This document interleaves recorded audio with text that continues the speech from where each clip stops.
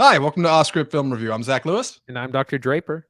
Today on the show, we are talking about two big movies that are kind of hard to get. But well, one of them's easy to get. All Quiet on the Western Front is on Netflix. It is Germany's submission to the Academy Awards this year, the 95th Academy Awards. Big movie. Adaptation of the 1929 novel, not an adaptation of the 1930 film, but like an interpretation, right?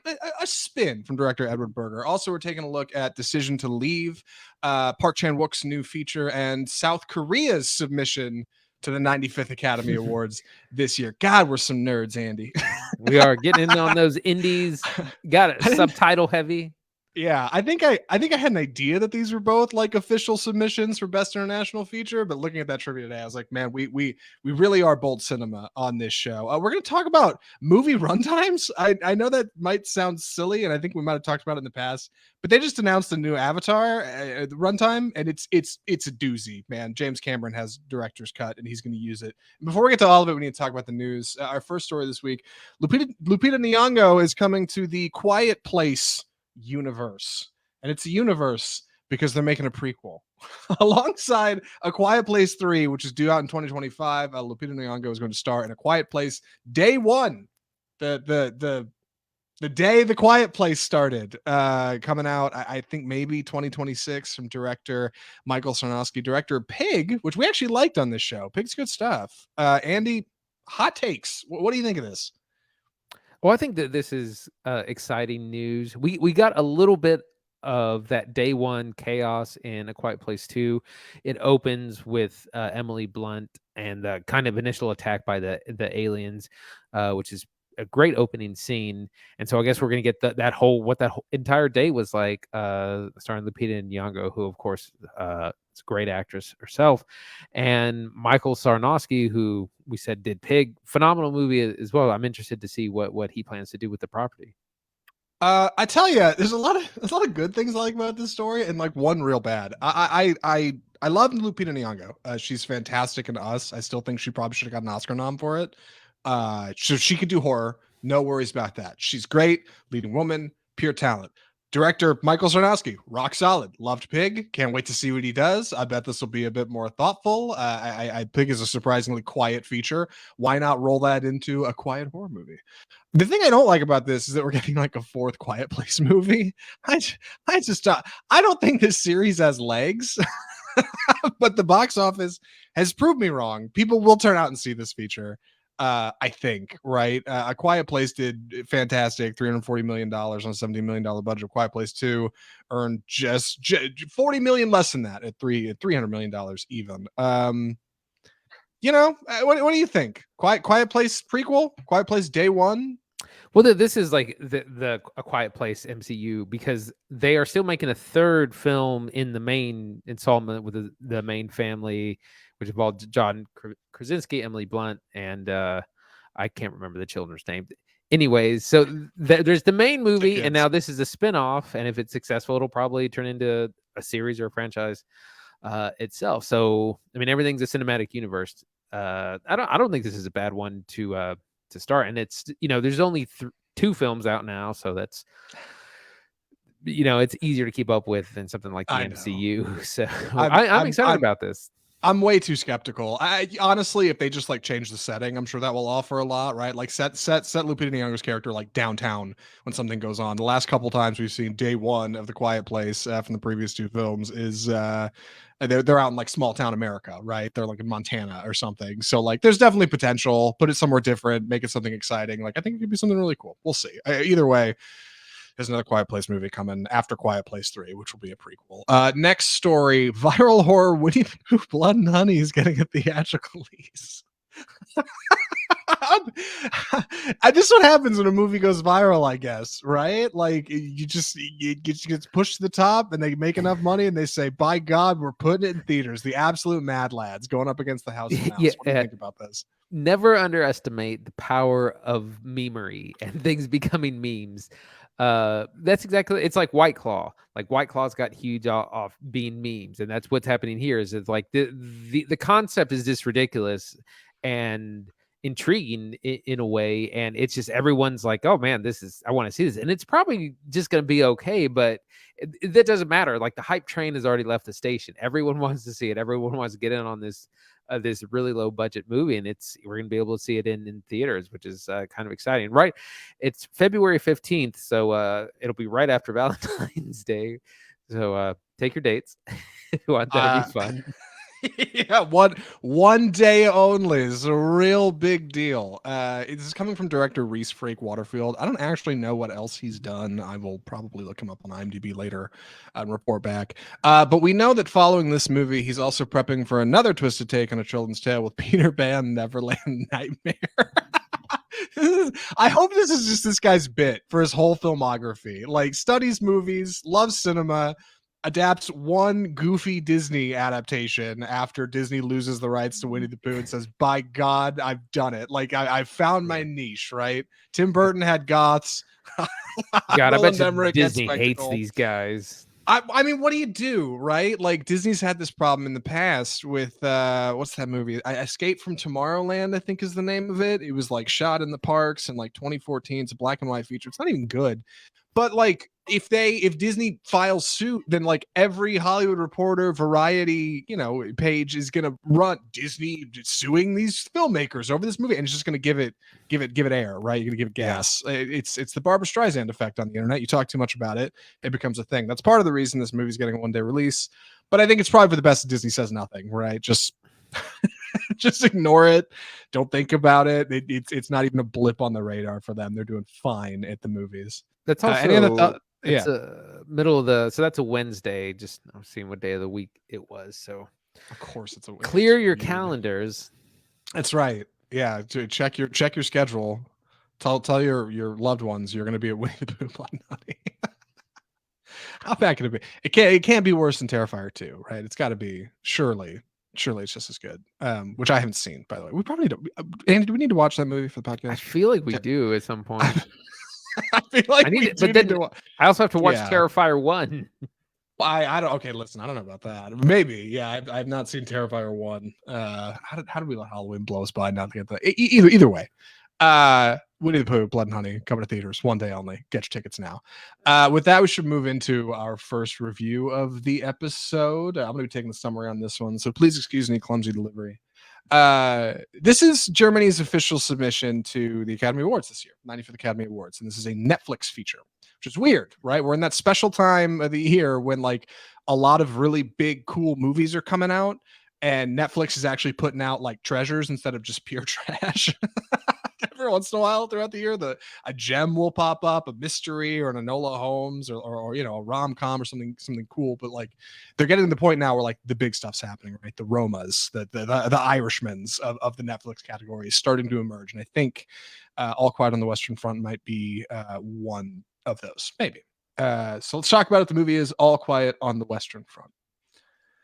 So this is the story of Paul, a young German lad who's just underage to join the military, right at the kind of the height of the World War I, where we're in. And Paul's friends are all super excited to go to the front, right? To go reclaim Paris, like and win the war for Germany and launch Germany into the world stage. True patriotism coming from all of these characters. And Paul forges his dad's signature and he signs up to be a soldier, and he and his buddies all get trucked out to the front line, like trench warfare we're dealing with in World War I. And like that's where they discover that, oh my God, the horrors of war are horrifyingly real. Nothing good happens. And they are now trapped in this horrifying fight for survival. And with very little gain of land or property or any money, nothing. While the higher ups in Germany are basically working to come to some kind of treaty or agreement with France and the European Union because they're losing. It's a film that is hyper focused on Paul's experience as a soldier. You spend a lot of time with him on the battlefield. It is gritty, it is gory, it's thoughtful, and in its quiet moments, it's almost pensive. The movie is All Quiet on the Western Front. Andy, what did you think?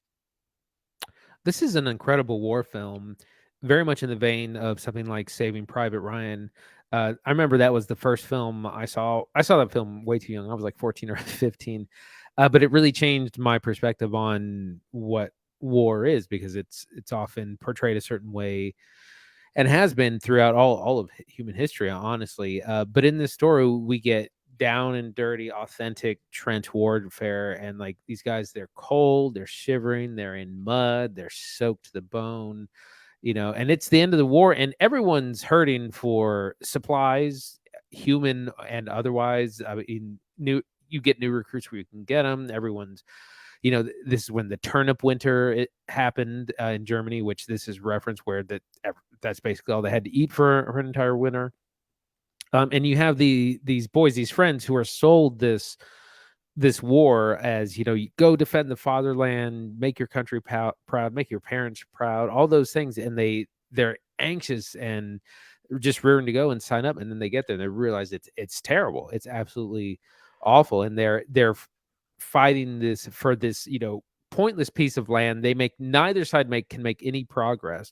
Meanwhile, it's juxtaposed with Daniel Bruhl's character, who's the politicians trying to come to a ceasefire, come to an armistice, and that has a lot to do. But the depictions of war are, I mean, it's a powerful movie. It's a lot of it's tough to watch. It's lots of graphic violence, chaos, and it's amazing how, just from a directing standpoint, how they put all this together. I mean, they would have had to dig all these trenches, and just the costumes, the amount of extras, the sets.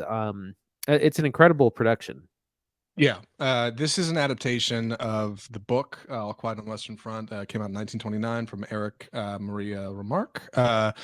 That movie was adapted into that book was adapted into a film in 1930 called All Quiet on the Western Front that actually won the Academy Award that year. It was a really big deal. There was another adaptation in 1979 that's much lesser known, did not do nearly as well.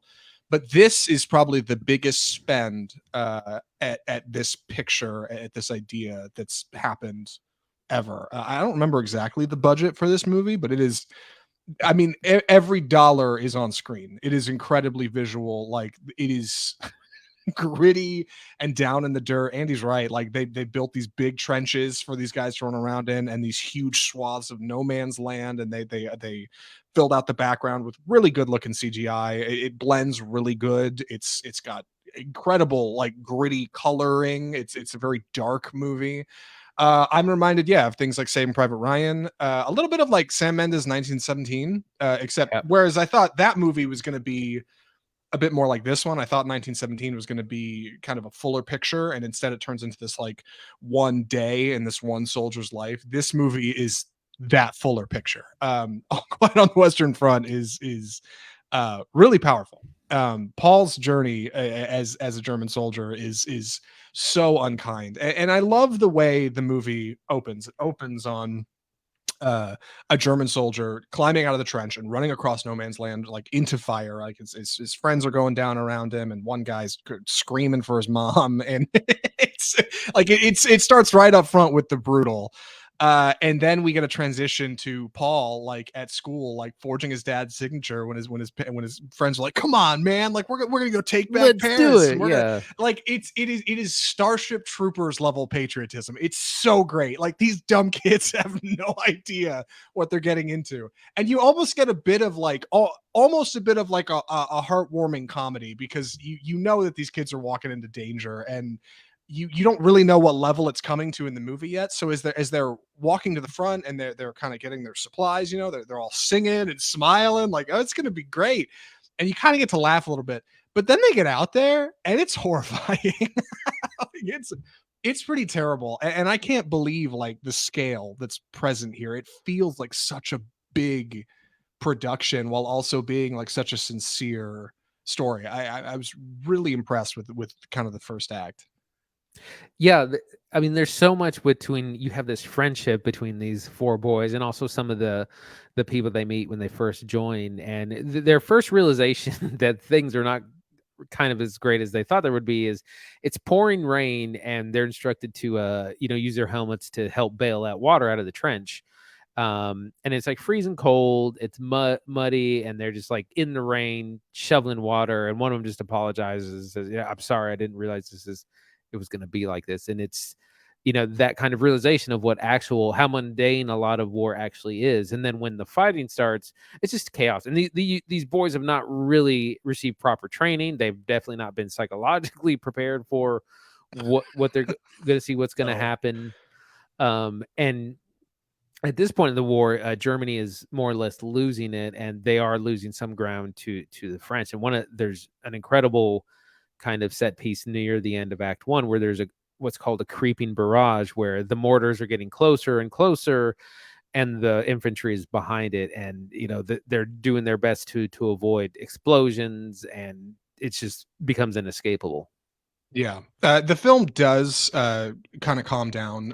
It's not all fighting like from the end of the third act on, or the end of the first act on. We do get cutaways to German diplomats, mostly led by Daniel Bruhl, who you would know from Inglourious Bastards, right? Avengers. Oh yeah, right. He's in Avengers. Son of a He's gun. Civil War. More. Yes, and most recently in God, what was that series? Captain Falcon Winter Soldier. He's in that. Yeah. Daniel Bruhl. And he is a German diplomat who's trying to basically thread this needle between like not pissing off like the homeland and the people above him in the country who have started this war, who were like, we need to win, and that's that. And also like negotiating a treaty with Paris and France and saying, hey, we need to get out of this.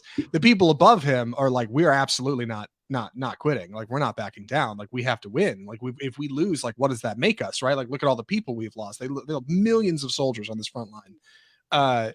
And meanwhile, like the officials from France are like, we're not giving you an inch. Like, we're not giving you anything. We're not signing a treaty of like agreement. Like, no, you're losing and we're taking what we want. That's what's going to happen. So you get some like genuinely tense moments of diplomatic negotiations and fine diplomats on trains. Additionally, you get German dictators and generals who do not like this, who do not want to quit and say, no, we're going to go out offensively, and that's the way it's going to be. And that trickles all the way back down to Paul. this soldier who is just like covered in mud and blood and all kinds of garbage, having to deal with the horrors of war, like where really at the top it's just like, it's as simple as like a signature to solve this thing. Right. I think one of the things that's really powerful is when they get in their first big battle, it's just chaos and everyone's scared and it's crazy, and most of them survive that first battle. And then we kind of do a time jump to 18 months ahead, and Paul's a different person, and he's like, I mean, he's still scared and he still, doesn't want to be there, but he's like so much tougher. Yeah. He's just he's so like cynical, and like the everyday occurrence of death, he's like unaffected by. It's kind of a scary thing. Like, he's just like, oh, this is just what it is. This is what I have to do to survive. Yeah. And like that 18-month jump puts Paul in a different place. He's not just in trench warfare anymore. He's moved off with like a squadron to I don't know, take over like an arms base or something. I looked it up. There are definitely some like distinct differences between the original and this. It specifically is not a remake of either of the films that have come out before. It's an adaptation of the book, and some of those adaptations include like compressions in time, right? Yeah, you don't see any real training like for Paul, whereas the original book, like, definitely they get trained. At one point, Paul goes home on leave for like 2 weeks in the book and like has to look at his family in this totally different lens, and like that's not in the film. A couple of deaths are drastically different in the movie for more dramatic effect, and I think ultimately like that produces a much more thoughtful feature. Like, it's not, it is about the horrors of war, of course, but like you also get some really quiet moments that I didn't expect. A lot of like the music drops out and just kind of looking at the battlefield and things exploding. A lot of really thoughtful moments of just like the horrifying nature of what you're seeing. Right, and it's also about things to come, about what do we do after the war? What can we do? How can we're going to be expected to forget what we saw and what we did, and just go on. And a lot of them are like they don't know if they can do that. I think Paul says at one time been throwing grenades in the enemy's face for the last 2 years, and I'm just supposed to forget that. Right. Like, nobody knows what PTSD is at this point. Nobody knows what a concussion is. Like, this is very basic warfare. And that's uniquely a problem of the film, leading up to the title All Quiet on the Western Front. All Quiet on the Western Front comes from the idea that like there is no movement by either side. The enemy does not move forward and we are not moving forward. And for like the 18 months that the film is, I mean more than the 18 months, more than that 18-month jump, that front line like doesn't move. It didn't move in history. Like there was not a lot of movement. It was like what 18 million soldiers killed or something, like over no land, over nothing that happened, like just two countries throwing people at each other, throwing lead and grenades and anything else they can. And like in that way, it makes for a really profound feature. I think my biggest issue with it is it's a little long. It is a little long. I wish that we had kind of spent a little, or just gotten to know our characters a little bit better. There's, I mean, probably about 7 or 8 people that we meet, and we learn a little bit about them, but I just kind of wish we got into their heads a little bit more. That's something like The Thin Red Line or Saving Private Ryan do a little bit better job of really getting to know our characters, and they have really distinct personalities. And everyone is basically Paul. Everyone's a scared 17-year-old, trying their best to survive this horrific war. Yeah, which I think is a great spot to jump into cast. It is a German film. It's all German. And interestingly enough, Netflix like originally throws the dub at you. The film starts with British English dub, and you have to go in and select German as language. Would recommend. I think it's better in German personally, but our lead Paul is played by Felix Kammerer, who is a newcomer. He had a film in 1998 where he was like a child star, and otherwise like I think he's a friend of the director Edward Berger. But he's great. He's given big moments of drama, but ultimately like he's supposed to be this young, new, scared kid. So like slipping him into the role of Paul, who is a young, new, scared kid, kind of works fine. And he's got a really good like I don't know look of like wonder. he's very good at not delivering lines, just looking like surprised or aghast or like I don't know, like you get some surprisingly good dramatic moments. Additionally, Daniel Bruhl's in the film. The other actor I think is that I would know that might be worth mentioning is Albert Schuck, who plays Stanislaus Kaczynski, his kind of mentor and a bit of a friend up through a bit of the film. Surprisingly charismatic individual. I don't know a lot of these guys. I haven't seen I forgot Daniel Bruhl's in Avengers. So for what it's worth, like I think they're turning out really great work. And I don't really have anything to compare it to as far as the rest of their filmography goes, but it's solid. I think they're all really good. Yeah, no, they're all really solid, and they have differing degrees of kind of how much they can take in this war. Paul, being the main character, happens to survive more than is almost humanly possible.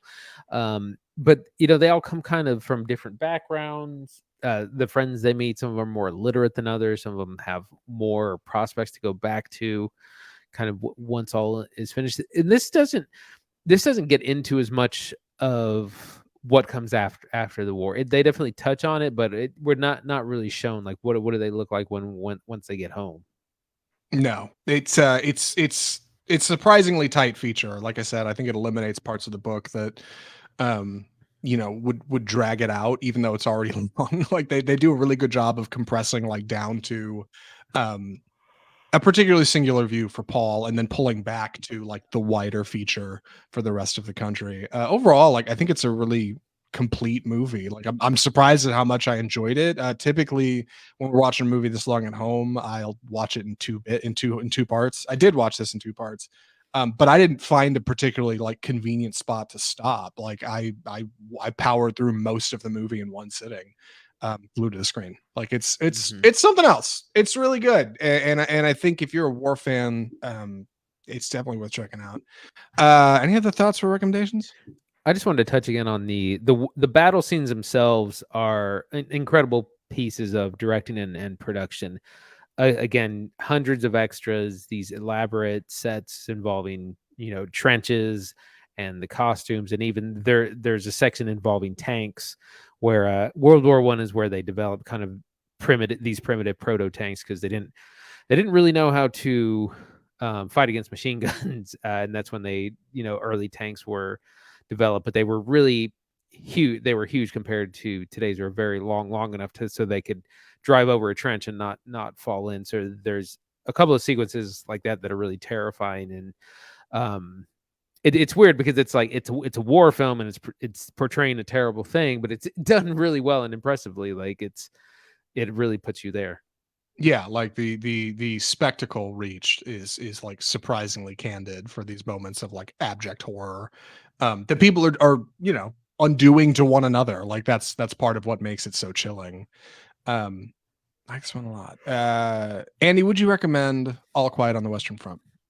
I would, with a big content warning. I mean, it is a graphic war film. There's lots of violence and death, but it is an incredible film. It's just the production of it, putting you into the frame of mind of a 16, 17-year-old German soldier going to the front lines, finding out that it's not all it's cracked up to be, but then having to participate, against their will, essentially, in this war. They still have to go to the front lines. They still have to try and charge these machine guns and fight hand-to-hand combat with these French soldiers, and it's an incredible piece of filmmaking. Yeah, it really is. I'm in the same boat. I think this movie's super good. I think it's tough to watch. Just like something like Saving Private Ryan. Like it's tough to watch. Like it does the exact opposite of glamorizing like these events. Like it condemns them, and it's horrified by them, and it puts Paul in this this position that we, the audience, are very glad to not be in, like this space that like nobody should ever be experiencing, these horrors of war and brutal murder, and it's something else, man. Like, I think this movie's super good. I mean, any early takes on this thing winning international feature, Andy? I mean, it might, like it'll it's make the good, short man. list, I think, at least. Yeah, I think it's getting a nom for sure. Like I think it's accessible. I think Academy members can watch it at home. I mean, it might just take the crown. With that, we should move into our next feature, or really our next review. What am I trying to say here? Our next segment. Andy, do you take this away from me? Do you mind? It's time for the death of cinema. Perfect. So we're covering this topic of why are movies getting so long? Why are movies getting longer? We were recently looking at the runtimes of a number of things we want to see, and we realized they're all like 2.5 hours long, bordering on 3. Part of what brought this up is it was announced the new Avatar film, The Way of Water, will be 3 hours and 10 minutes. It's almost as long as Titanic, but a lot of other things have also been long. The 2 movies that we're discussing today, Decision to Leave, is 2 hours 20 minutes. All Quiet on the Western Front, 2 hours and 20 minutes. The Tar, the Lydia Tar biopic with Kate Blanchett, almost 3 hours. Triangle of Sadness, almost 3 hours. It's just like all these movies, and most of them are like smaller independent stuff, are so long recently. Yeah, these articles we've got pulled, a couple of them are from recently, but there's this old one from Variety that I wanted to reference as well. Talking about last year, 2021. No Time to Die was 2 hours 43 minutes. Spider-Man No Way Home was 2.5 hours. Dune was 2.5 hours. Eternals was 2.5 hours. Last Duel 2.5 hours. The Batman 2.5 hours. My God. every movie is long now, and we're getting to that season where you're getting Academy Award-winning features, you're getting spectacle at the movies again, right? We're not in January, by God, we're in November, and that means that people are going to be putting out particularly long features. Avatar is not exactly a special example, but it is a unique example of a director getting final cut, which is very clearly what's happening. James Cameron has said, I'm making it, my movie, baby. Like that we're getting what we're getting. This is what it's going to be. He did the same thing with Avatar 1. There's no director's cut for Avatar. The movie that's on screen is James Cameron's cut. Yeah, like, and this is the same way. Like he's thrown it around and that's the way it is. But other movies are getting to be this length, right? Like everything feels like it's getting to be this length. I've got some ideas why. Andy, you want to take a swing at it?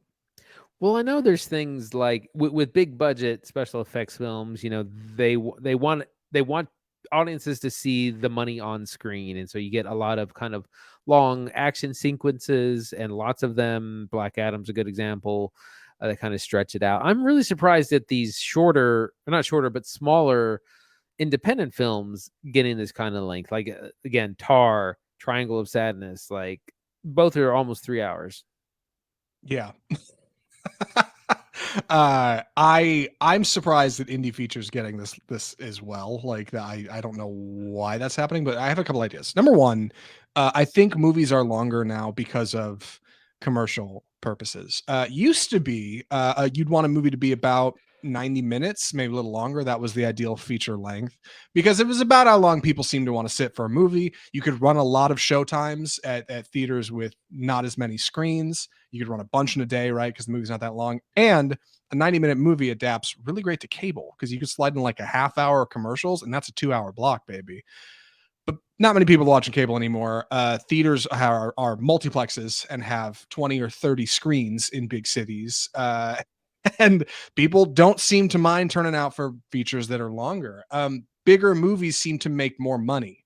And this is just kind of a general trend, right? Like Avengers was nearly 3 hours and it made a bajillion dollars. Avatar was nearly 3 hours and it made a bajillion dollars. So, like it or not, like accounting points to people don't seem to be against turning out for a longer feature. So, studios aren't so worried about keeping things cut down. And lastly, Andy kind of touched on it.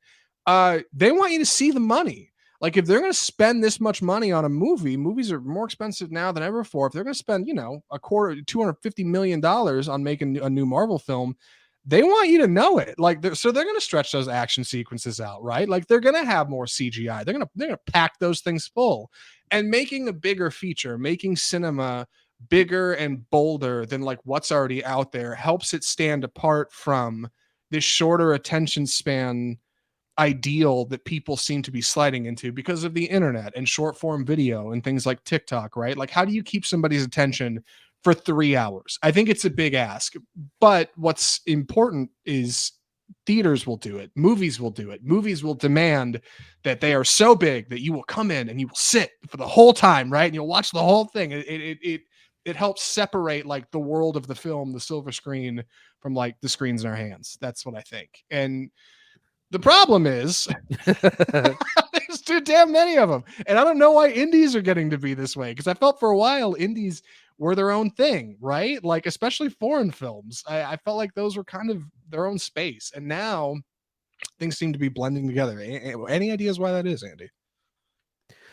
Well, sorry, say it one more time. Yeah. Sorry, I realized I hit you with a lot. Why are indies so long? Like, why are foreign films getting longer? Why is every freaking movie 3 hours now? Well, I think we do have to remember that even though we think of an independent film being, something small, an international film, on the other hand, that might be the biggest thing that country makes, or one of the bigger things. So, because when we think of indies, we think of something small, maybe like Pearl or X, that are small, or Smile, small budget, small everything. But internationally, it might be a much bigger production than we might think. But things like Tar, I don't know, or Triangle of Sadness, I don't know. Yeah, I mean, you make a good point, right? Like Hollywood, America is like where it feels like cinema comes from. A lot of films, a lot of movies, a lot of movie making outside of the country often echoes or like is very similar to people trained on films from the USA, right? That's Hollywood, California, baby. That's where things are happening. It's where movies are made. Magic happens. And so a lot of like directors will imitate like stylings of America in order for films to do well here. Also, Andy's right. Like a lot of these countries, I mean, they get one submission to the Academy Awards, and the Academy Awards is kind of a big deal. Even if like it doesn't seem like a big deal, you're not watching on TV. They print that thing on the front of the cover. Like they put like Academy Award winning film, Academy Award winning actor. Like it's a big deal. Like for a country to put a feature in international features and win at the Academy Awards. So yeah, a lot of times they're going to be doing what's popular, what is successful in America. What do people like? And I think directors know it's expensive to make a movie. You want to cram in as much good content as you can. You really want to make it a big round feature. I think also like it might be worth bringing up the idea of what I've been touting forever, bringing back the intermission. Because my God, like sitting for these movies is getting to be a real chore. Have you ever gone to a movie that had an intermission, by the way? Think so. Yes, actually, once, like in recent memory, when I was in college and spent a whole lot of money on a film degree. We would run long movies with intermissions. They'd stop it in the middle just for 10 minutes. The one recent one I can think of was a couple years ago. Actually, you were there, believe it or not, Andy. We went and saw 2001: A Space Odyssey at the Texas Theater. Oh, that's And right. it cranked the volume. It was like the 4K like release, and it looked so great. And they told us up front, they're like, "We're stopping it in the middle. Like we've got a spot to like kind of stop it and bring the lights up, and you can go get a fresh popcorn, use the bathroom, or whatever." It was great. It was so great, dude. Like if anything convinced me an intermission's a good idea, it was that, because we had a chance to talk about it, and I was like, "Oh my God, this movie's like it got me jazzed for part two." Like it was good stuff. Like I liked getting a kind of refresher, stretching my legs. And we I live in got the age of assigned seats now. Like I don't get the problem, right? Like why not? Yeah, I had one when I saw like the roadshow version of The Hateful Eight, which Yeah. was a special. It was a longer cut. I think it was 3.5 hours.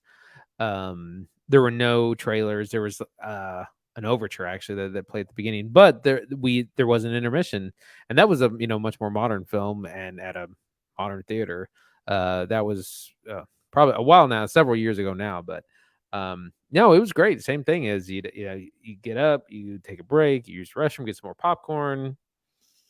It's Yeah. wonderful. Like there's no I don't know. I feel like me and you and other film nerds are gonna be crying forever about bringing back the intermission, but like there really is no better time. Like I the only reason I could think you wouldn't want to do it is movie theaters would say, well, hey, that's an extra 10 minutes when people are gonna get that free refill. We don't want people topping off that popcorn for nothing, right? Most of them charge for refills now, and like adding 10 minutes on every showtime is not going to break the bank when you got a 20 theater Cineplex. So I don't know. Yeah, I think it should come back. I don't mind long movies. I just wish there was a bit more respect for the audience that way, because I think long movies are their feat of endurance, man. Like I love this hot take on Twitter. Somebody's like, I saw the 3 hour, 10-minute runtime on Avatar. They said, God, now you're going to have to start dehydrating 24 hours before a film. Like, don't drink any water the day before, right? Like, just See that? really I'll try to just dry out. go. It's so much better to be comfortable and just like you miss a couple minutes, go quickly, get back. Then Yeah. I want that last third act. I want to be comfortable. Don't want to be dying to use the restroom. I will never forget it. Chapter two, like it part two is the worst by far I've ever, dude. I thought I was gonna die getting out of that seat. I thought I literally was like, I told my dad, I was like, you might have to call 911. Like I think something might rip in my internal organs, me trying to get to the goddamn. I was dying. Oh my gosh. I think other people probably had similar stories. Yeah, dude. I, I like that movies cater to the audience and that they bring the spectacle of something that we can't get in other places. And I like when a theater when a feature is full of like exciting things, but like when it's just a little too long, you know what I mean? Like I feel like that's becoming like our most common complaint on the show. Almost every movie that's 2.5 hours, like it's a little too long. I think 2 hours. If you can't do it in 2 hours, baby, like I think you tighten up the story. Well, That's what I think. right. That's my thing is like if you have that much content and you can engage me for that amount of time, that's fine. Like The Irishman is my go-to example. Like I've seen that movie multiple times and it's 3.5 hours, but it's engaging the entire way. And like I said, to me, most people don't have a 2 hour movie in them. Most movies should probably be about 100 minutes. Yeah. So most people can't even get to the 2 hours and not make it feel too long. And then anything over that, it's like, do you have it? Are you going to engage me for the entire time? Yeah, and like if you want to get an idea of like general audiences' attention spans, go to a big movie the night it comes out, Friday night. See how many people are on their phones. like the whole film. Like it is a normalcy now. Like it is special when you're in a theater and nobody's on their phone. Like people just do it. We went and saw the new Jurassic World. Oh my god, the woman sitting next to me was on her phone for like half the feature, and I couldn't. Then I had to decide, like, God, do I say something or I just keep it to myself? And I kept it to myself because I'm a coward. But I'm a coward with a podcast, and I can complain about her here. And like, what's important, like, is that people, even if you're making a big feature, like I worry that like general folks are just not here for it, you know, like, and you kind of gotta be better. And I'm disappointed that James Cameron is blowing past 3 hours, 3 hours and 10 minutes. Like there better be, you know, there was a quote from him. I need to wrap this up because we shouldn't spend this much time on this, but there was a quote from him saying that, like, if people don't like that movies are 3 hours long, they need to get over it. I've seen people watch 6 episodes of a miniseries in one sitting on Saturday, and they're not getting up and going to the bathroom. And it's like, yeah, but like they're probably doing laundry, like, and they probably are going to the bathroom. There better be a neon sign in the middle of Avatar. It says, get up and go to the bathroom now. It better be like the most obvious slow scene when nothing is happening, when half of the audience gets up and goes. Like, because with an attitude like that, you got to give people a break. Like 3 hours, 10 minutes. Come on. Man, the other thing is that, you know, if you're filming an epic, I can understand that. Like he did Titanic, that's worth 3 hours. And like some of those older films, are like Gone with the Wind is like 4 hours. Ben-Hur's 3.5. You Lawrence of definitely tighten Arabia. up Titanic. Yeah, exactly. But like I can understand if you're taking on a massive project like that, I can understand. But I was like, it's Avatar. Like, what are you? How you're gonna CGI me for 3 hours? And I'm Yeah, that's gonna do it. Off screen, copyright flag. Yeah, no, I think you're right. Like the spectacle of Avatar looks great. Like they got a new trailer out. We're probably gonna talk about it next week on Trailer Park or at some point. Oh, we'll do Trailer Park. 3 hours, 10 minutes. Come on. There's nowhere you could have tightened that up. There's no red pen you could have hit that script with and said, we don't really need this bit. This scene can go. Like, I don't know. It's fine. Bring back the intermission. That's the point. The movies are getting longer because it is the way it is.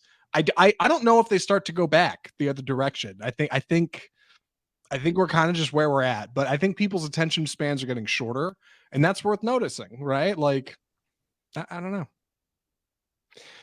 And with that, we should probably move into our final feature of the episode.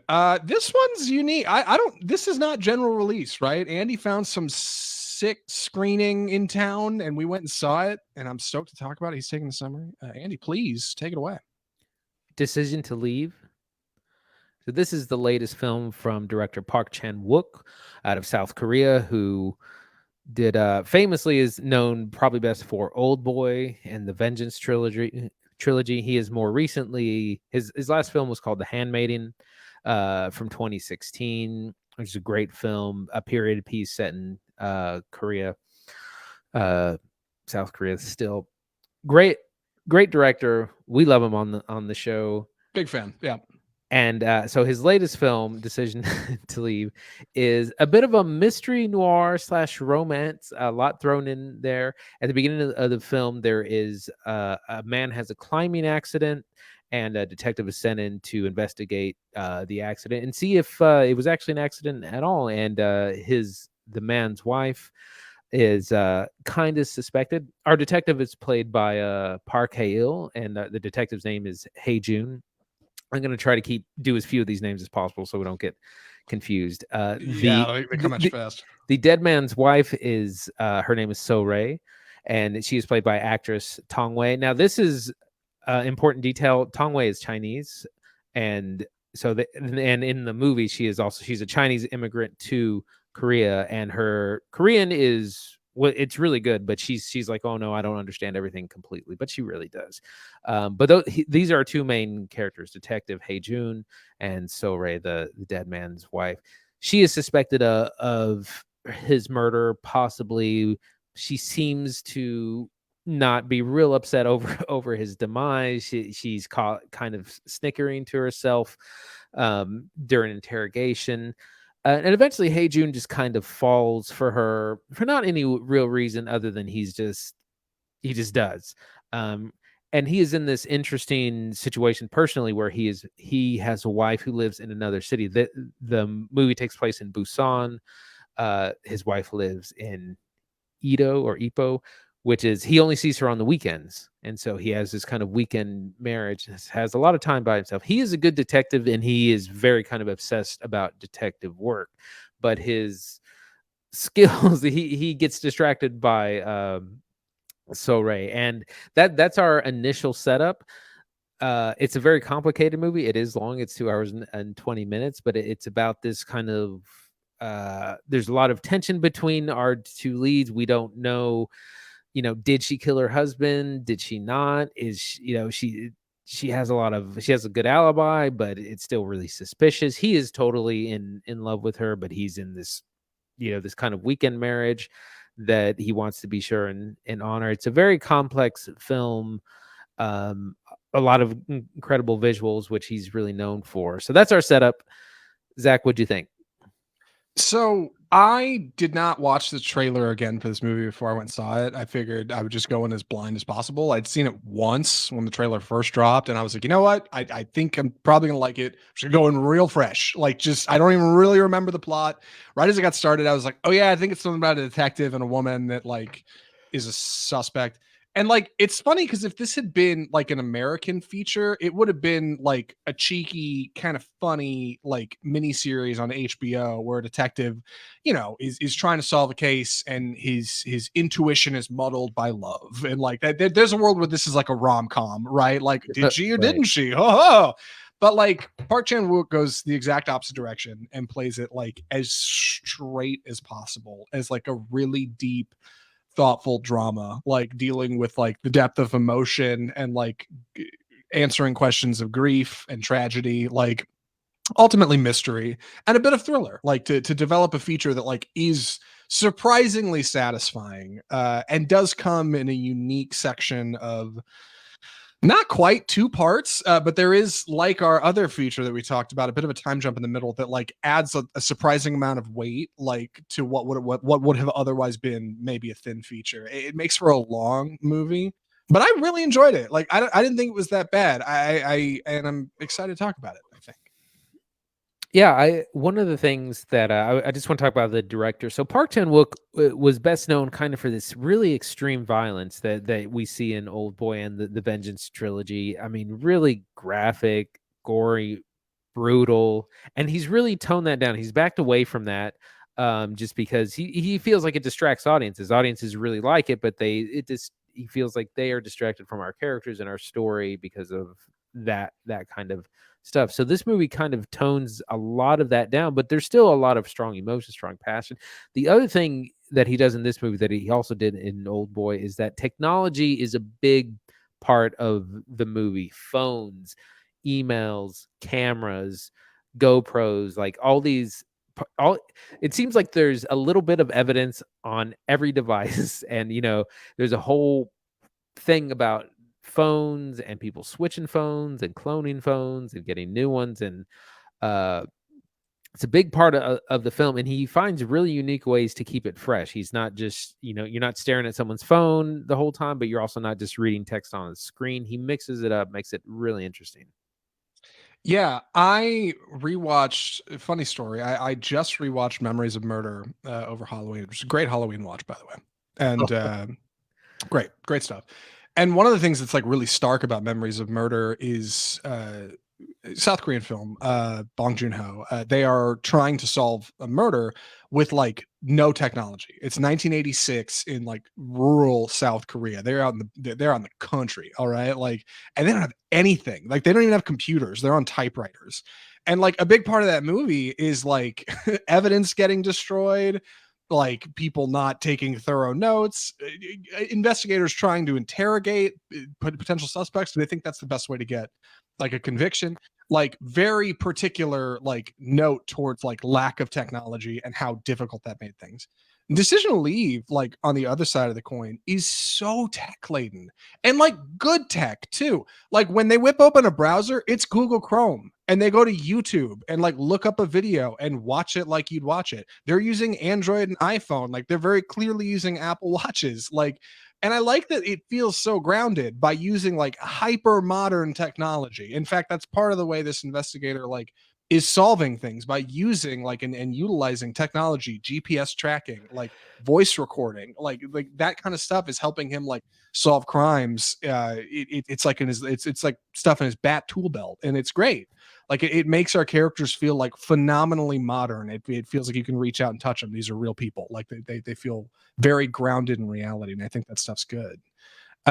Additionally, like that leads us to particularly compelling scenes where our investigators trying to figure out just what's going on, right? And it is following leads and looking at messages, and it does a really great job of leaving like a kind of a trail of breadcrumbs for him to find, and making all of it just obvious enough that if you're paying attention, like anybody who's watched this movie would be, you'll keep up with it just fine, and it makes you feel like you are in the car along with our investigator driving down this like very sophisticated, very thoughtful like lane of a mystery.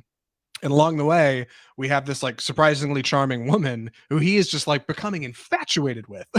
Like, he just gets more and more like drawn into this person who like has this mystery at her core that's like, what happened to her husband, right? Like, did she do this? Like, is this coincidence? Is she tied up in it at all? Like, and I think that creates like a surprisingly compelling mystery for an investigator who's just trying to figure out the truth and also like figure out how they feel. Yeah, one thing that's interesting, a lot of times movies like this have a really incompetent police. That's what happens in Memories of Murder. The police are useless. In this, Hey June is a great detective, and he's so good that he's obsessive about that as well. He suffers from really bad insomnia, so he'll just get up and go work. He'll go do a stakeout and just hang out in front of someone's apartment all night because he can't sleep. And yet the detective work is really solid. Again, combined with the technology, they're recording everything, every interview, every time they interrogate someone, taking notes. Like it's top notch police work. Yeah. I do want to talk about like the mystery proper. I love the way this movie draws you, the audience, into like the wife, this kind of relationship that they start to develop. Because like for at least a good chunk of the movie, like none of the evidence really points to her. And it's like it seems more and more like it's not her. And even people around our lead investigator are like, she couldn't be it.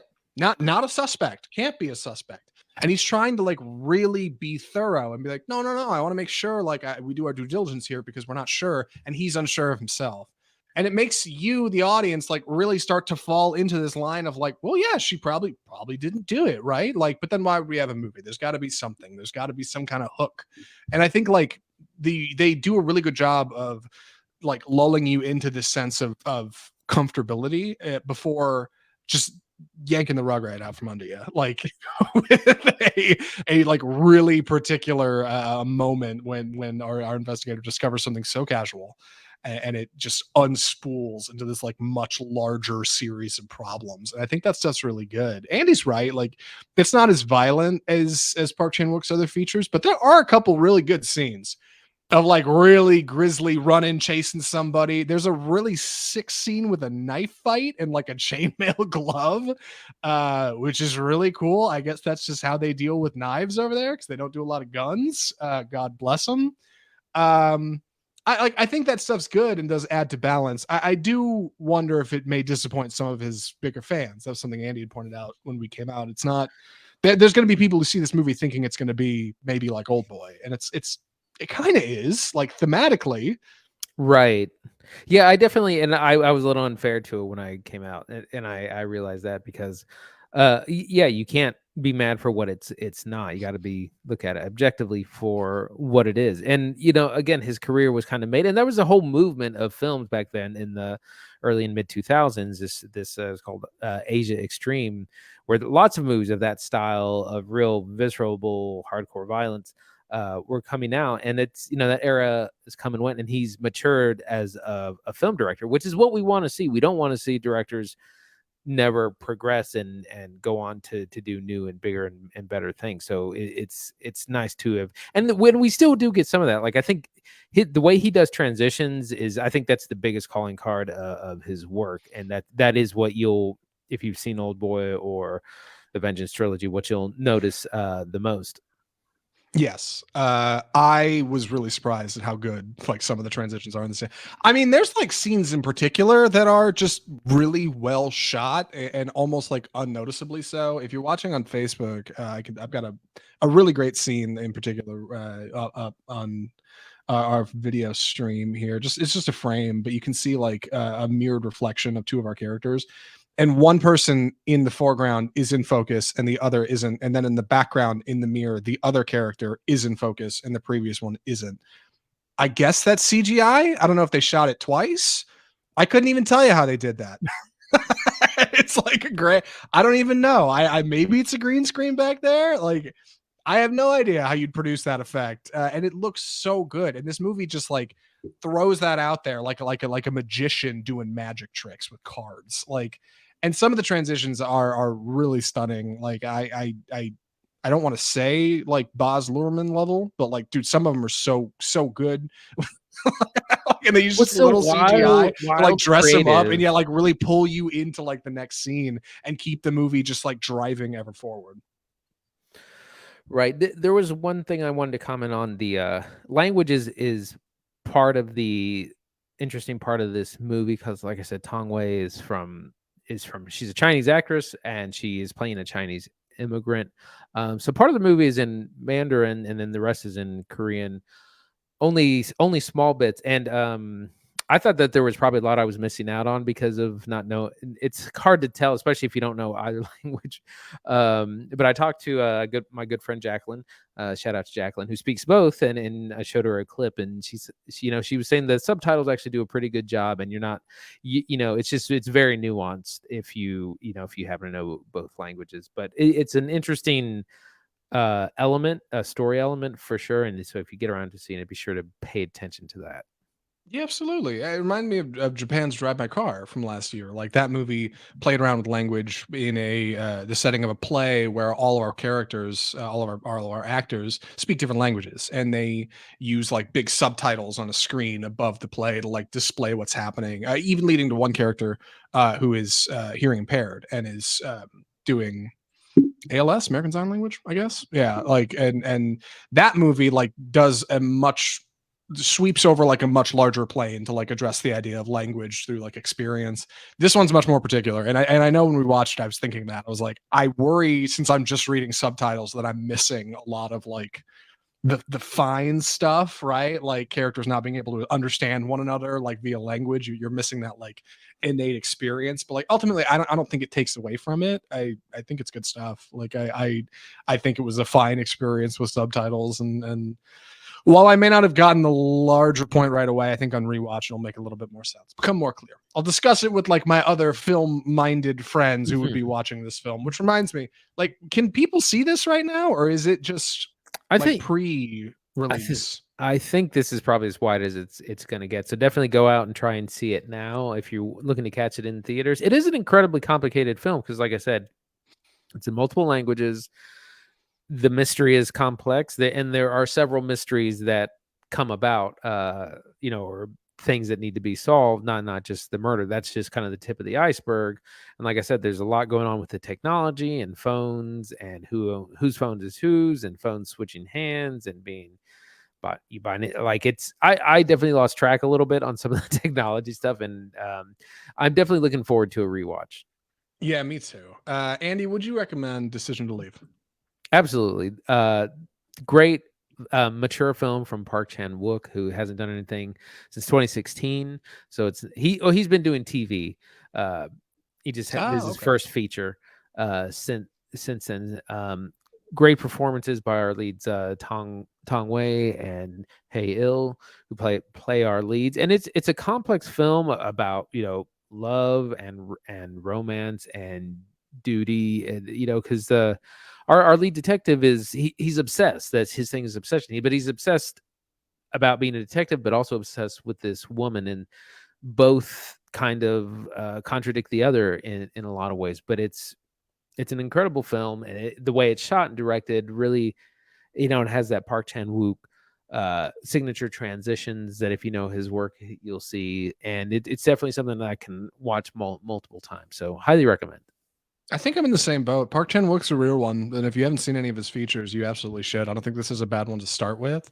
It's different, and I'm not as like enamored, I think, as I've been with other like international features in the past that we've covered on the show. But I think this is one that I'm going to kind of come back to and think about. Like since we've seen it, I've been kind of thinking about key scenes and kind of pondering stuff, and I think you combine that with like some genuine talent behind the camera and in front of. I mean, our cast is no slouch either. They're really good.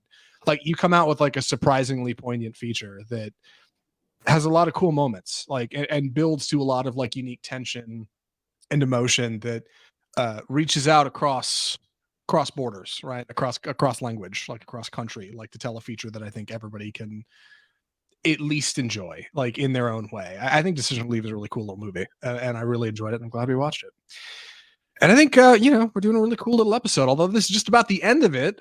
This is episode 195 of the podcast, and we gotta start thinking about 200. I don't. That's right. It's coming around. It's coming up. We'll think of our top films from the last 100 episodes. That's right. I would say it is 4 short weeks away, but we're actually doing something a little funny next week and taking a bit of a break. We were talking about it before the show, and I'm gonna be honest, Andy, I didn't write down exactly what we were doing. I guess we're off next week, and then we're coming back. Yeah, so this is what's going to be happening. So we're taking next week off, but the next 2 features are going to be The Banshees of Inisherin, which is the new Martin McDonagh film starring Colin Farrell and Brendan Gleeson. I heard great things about that. That is out this week. So if you're looking to catch that film, it'll be out this weekend. Definitely try and see it. It probably won't be playing long. And then we are also going to be coming back with Black Panther: Wakanda Forever, which is in theaters November 11th, which is a week from this Friday. And we'll probably be doing an episode late and into that week. But those are the big 2, The Banshees of Inisherin and Black Panther: Wakanda Forever. Be a mega episode for sure. Perfect. There we go. I had the banner saying Enola Holmes too before we'd figure it out. Yeah, it's going to be a good show. It's going to be a little off because I'm traveling, but it's going to work out. I'm excited to watch it. Listen. Have you heard anything? I know what I've heard about Banshees of Inisherin, which is that movie might be like the best thing ever. It has 150 Rotten Tomatoes reviews. It's like a 99%. Yeah. Like, come on. Like, oh my God, everybody likes this damn movie. Black Panther, meanwhile, at least from early screenings, I know they had the premiere with director Ryan Coogler, and Rihanna had a song come out. I heard it is a thoughtful feature. And I don't know if that's a good thing or a bad thing. That's what I've heard. So we'll see. Yeah, and I think it's supposed to be thoughtful because it seems to, have a lot to do with Chadwick Boseman and legacy and, family. Black Panther also super long. It's 2 hours 40 minutes. All right. Well, hey, if there's no better way to close out Phase 4 of Marvel's incredible run here than Black Panther: Wakanda Forever. Phase Snore is coming to an end. Phase Chore. phase hard to get through. No, I'm glad it's long. Honestly, like I hope it's good stuff. I like Black Panther 1 a lot. I need to go back and rewatch it before this one. And that's what we got going on. That's what we got going on for the next couple of weeks. That'll be episode 196. And if you liked what we're doing this week, or you maybe want to stick around for next week, easiest way to get the next show, just subscribe. Subscribe to this show, Off Script Film Review, on your favorite podcast platform. You can find us on iTunes, Google Play, iHeartMedia, Spotify. We're in all the usual places. And you can follow us over there. You can also leave us a rating and review if you have the means. You can find us on YouTube, where we upload our live streams every single week when we do them. You can find us on Facebook, where we actually live stream the show. Yes, Facebook. You can find us about 5 o'clock on Tuesdays, we do the show normally. And that's where we're at. You can follow us over there. We're on Instagram, we're on Twitter, all the usual places. You can follow us where you like. Leave a comment. Let us know what you thought of the show, or give us some suggestions for what we should do next week, or give us some suggestions for what we should do for episode 200, because we're still figuring it out. And you can find us on our website, offscriptfilmreview.com, and you can email us at mail@offscriptfilmreview.com. I think about covers it. Boy, wall-to-wall show this week. 2 international features at the Academy Awards. I don't believe it. Great This week is at the movies. magic weekend. It's like in 2019 when we saw Parasite and The Lighthouse in the same weekend. Dude, Parasite and Light. I remember the buzz I felt, the energy before we went live on that show. I was like, this might be the greatest weekend we ever have for off script. Yeah, like, oh my God. it's all Parasite downhill and from here. Lighthouse. Oh, it's great. Anyway, from all of us at Off Script, the home of Bold Cinema, I'm Zach Lewis. And I'm Dr. Draper. Thanks for watching.